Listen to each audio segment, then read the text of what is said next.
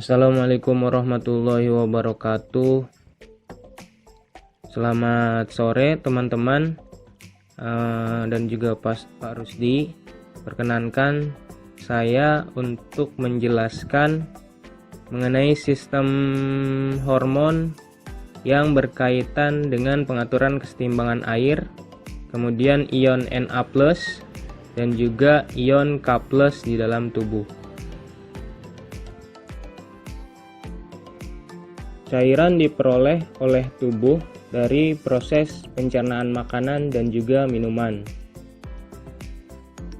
dan sebagian kecil berasal dari hasil sampingan proses respirasi. Homeostasis merupakan kondisi seimbang yang dapat diatur melalui cairan yang dicerna dengan mendorong organisme untuk menelan air. Haus merupakan sensasi biologis yang dihasilkan oleh hipotalamus. Hypothalamus mediated thirst atau hipotalamus yang memediasi terjadinya rasa haus. Osmoreseptor merupakan reseptor sensorik yang mendeteksi perubahan tekanan osmotik di dalam darah. Nah, ketika tekanan osmotiknya ini meningkat atau osmolaritasnya meningkat, ini akan menyebabkan osmoreseptor mengirimkan sinyal kepada hipotalamus, dan hipotalamus akan memberikan sensasi biologis berupa rasa haus. Nah, hipotalamus sendiri itu ditemukan pada hewan yang homeotermik atau berdarah panas. Nah, selain tadi menstimulus rasa haus, osmoreseptor juga menstimulus hipotalamus untuk menghasilkan hormon vasopresin atau hormon ADH. Nah, hormon ini akan menyebabkan menurunnya osmolaritas darah menjadi normal, menjadi kondisi normal.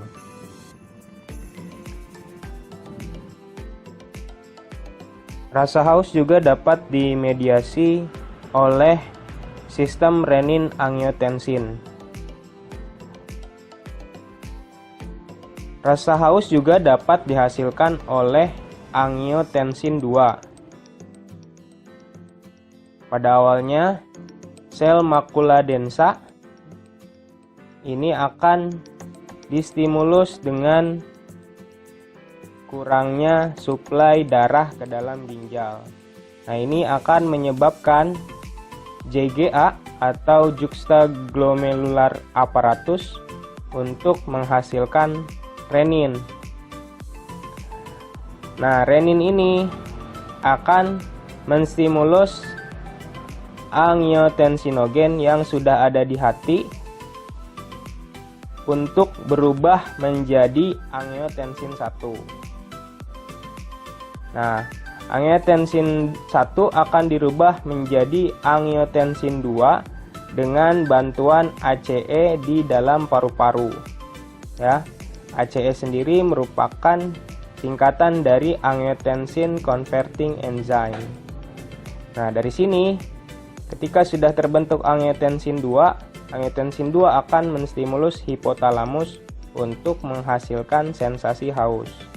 Jadi sensasi haus itu dapat diperoleh melalui dua media, yaitu melalui hipotalamus dan juga melalui renin-angiotensin system.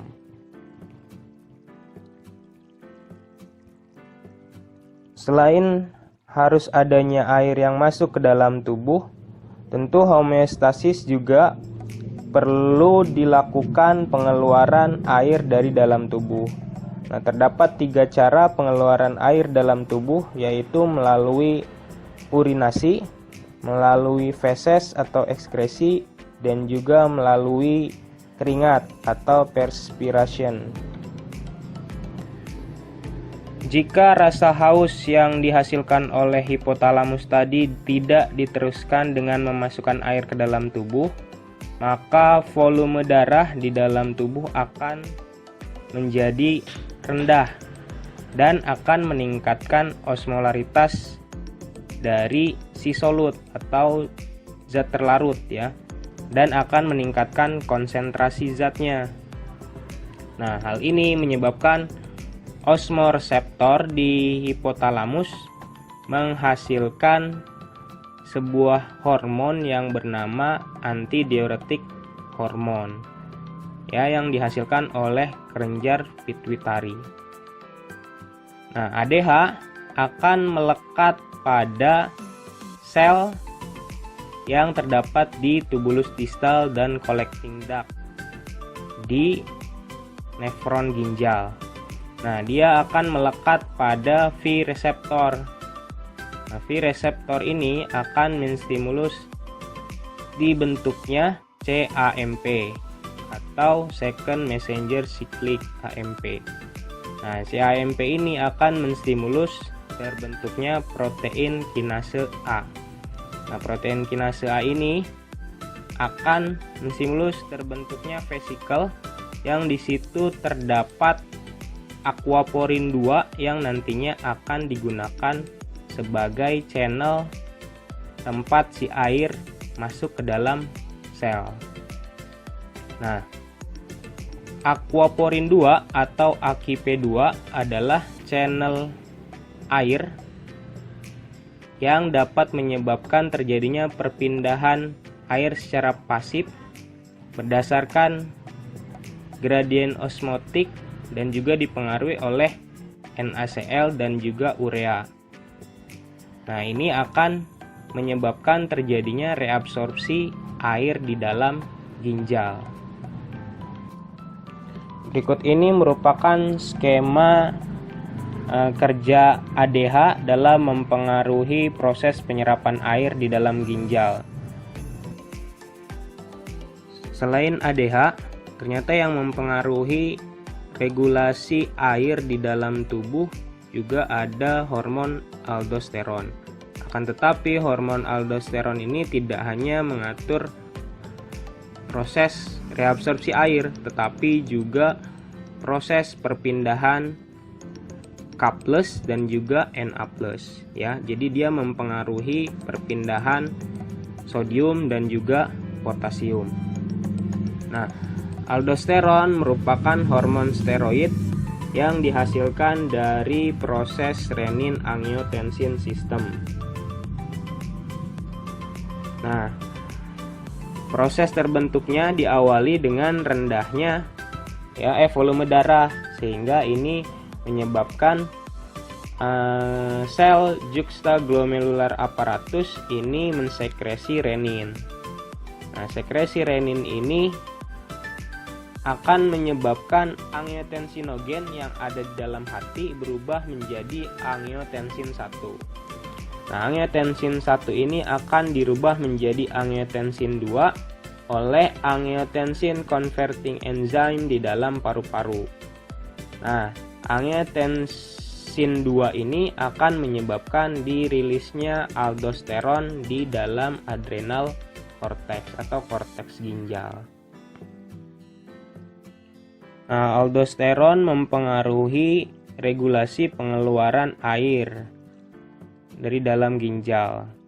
Nah, aldosteron akan diterima oleh mineral corticoid reseptor di dalam epitel sel, di sel epitel yang ada di tubulus distal dan juga collecting duct.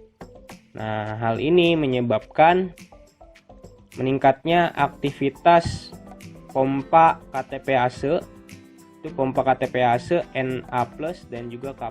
Jadi proses perpindahan Na+ dan juga K+ menjadi meningkat ya. Nah, ini menyebabkan penyerapan sodium atau reabsorpsi sodium dan juga air, dan menyebabkan sekresi potasium atau K+ ke dalam urin. Aldosteron menyebabkan peningkatan reabsorpsi air dan juga terjadinya perpindahan sodium dan juga potasium. Nah, hal ini tidak dipengaruhi oleh hormon ADH, jadi tidak ada kaitan sama sekali. Nah, selain itu aldosteron juga memiliki fungsi yang sama, yaitu menyeimbangkan ion di dalam kolon dan juga di kelenjar ludah.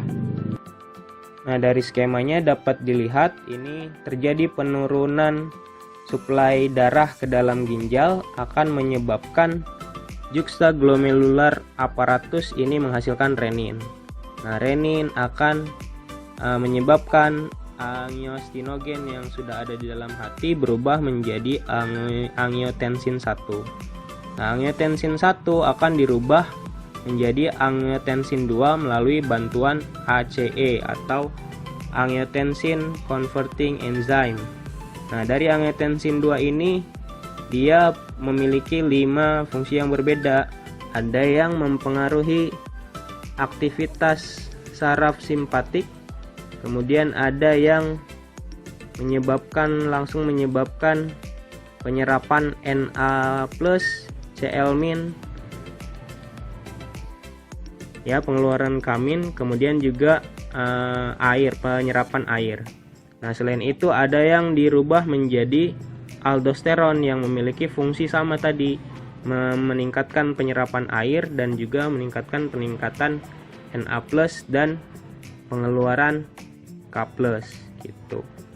Ada lagi yang menyebabkan penyempitan arteri, dan satu lagi adalah yang dikirim ke pituitari dan menyebabkan rasa haus, ya. Pituitari dan menyebabkan rasa haus, ya, dan juga menstimulus sekresi ADH. Nah, keseluruhnya ini renin angiotensin aldosteron sistem ini adalah tujuannya untuk meningkatkan tekanan darah, ya. Ketika tekanan darah di tubuh itu rendah, jumlahnya rendah atau konsentrasi airnya rendah, maka akan terjadi proses renin angiotensin aldosteron sistem untuk meningkatkan tekanan darah. Nah, hormon lain yang bekerja berlawanan dengan sistem RAAS atau renin angiotensin aldosteron system adalah hormon atrial natriuretic peptide atau ANP. Nah, ANP ini dihasilkan di dalam hati, ya, yang bertujuan untuk menurunkan tekanan darah. Nah, ANP ini akan menginhibisi atau mencegah dikeluarkannya renin dari juxtaglomerular apparatus sel, ya, akan mencegah dikeluarkannya renin dari JGA. Selain itu dia juga menghambat reabsorpsi NaCl dengan di collecting duct dan menurunkan proses pengeluaran aldosteron release dari korteks ginjal.